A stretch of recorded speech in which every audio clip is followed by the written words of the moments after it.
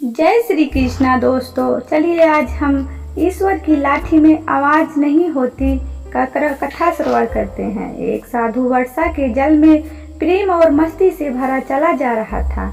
उसने एक मिठाई की दुकान को देखा। कढ़ाई में गर्म दूध और कुछ जलेबियां गरम गरम तैयार हो रही थी। साधु कुछ क्षणों के लिए वहां रुक गया।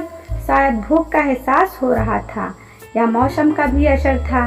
साधु हलवाई की भट्टी को बड़े गौर से देखने लगा। साधु कुछ खाना चाहता था, लेकिन साधु की जेब ही नहीं थी।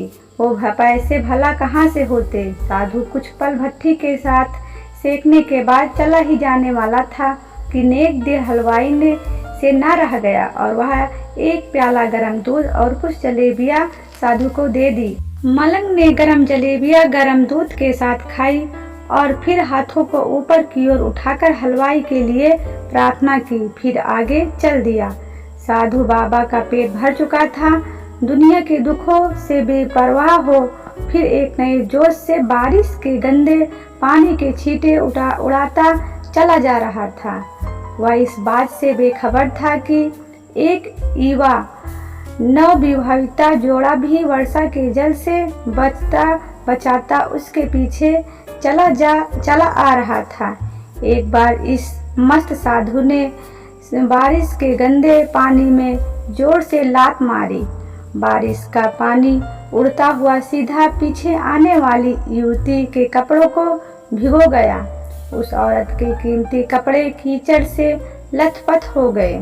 उसके युवा पति से यह बात बर्दाश्त न हुई, इसलिए वह आस्तीन चढ़ाकर आगे बढ़ा और साधु के कपड़ों को पकड़कर खींचकर कहने लगा, अंधा है, तुमको नजर नहीं आता?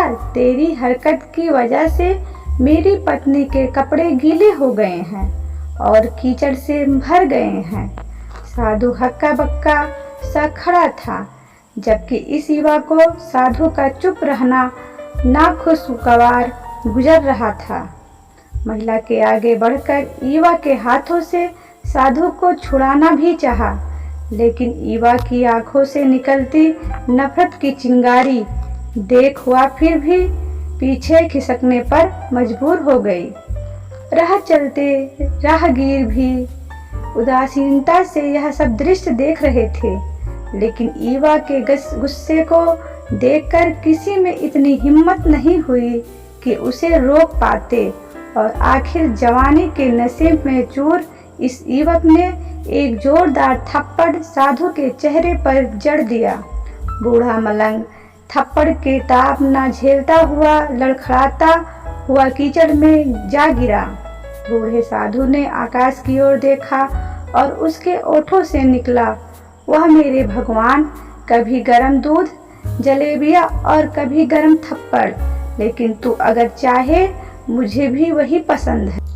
यह कहता हुआ एक बार फिर अपने रास्ते पर चल दिया। दूसरी ओर वह युवा जोड़ा अपनी मस्ती को समर्पित अपनी मंजिल की ओर अग्रसर हो गया। थोड़ी ही दूर चलने के बाद वे एक मकान के सामने पहुंचकर रुका। वे अपने घर पहुंच गए थे।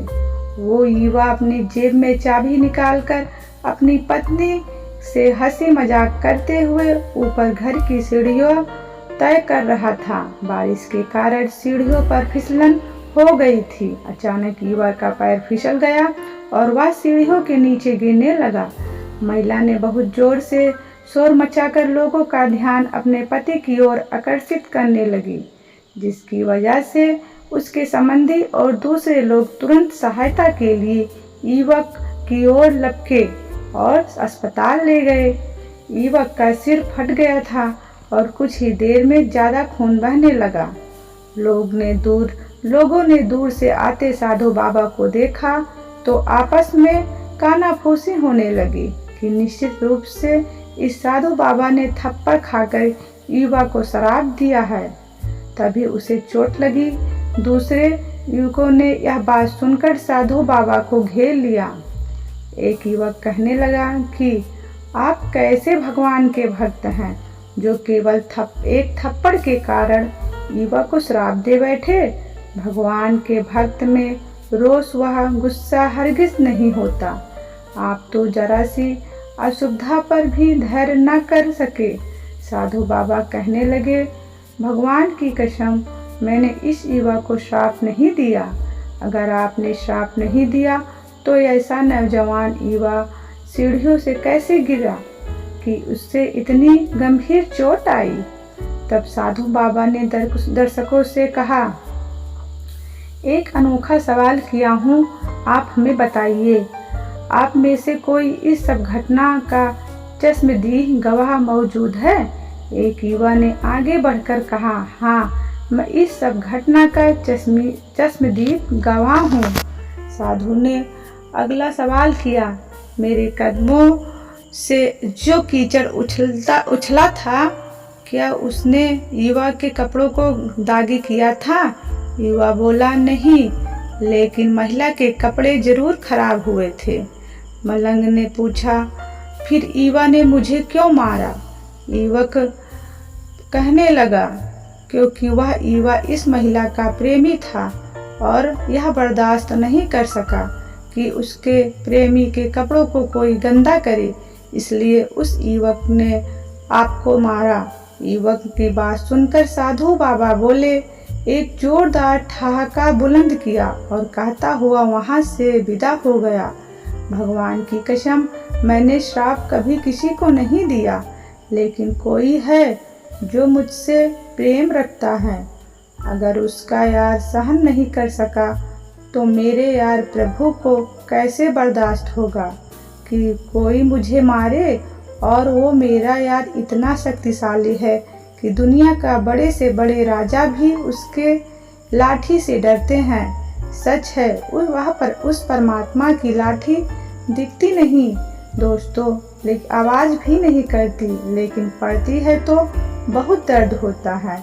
अपने धन, यौवन और पद का अहंकार दूसरे को चोट पहुंचाने का कारण बनता है, किंतु जब समय का चक्र हमारी तरफ घूमता है तो हमारा कष्टों का दौर शुरू हो जाता है। हमारे कर्म ही हमें उसकी लाठी से बचाते हैं।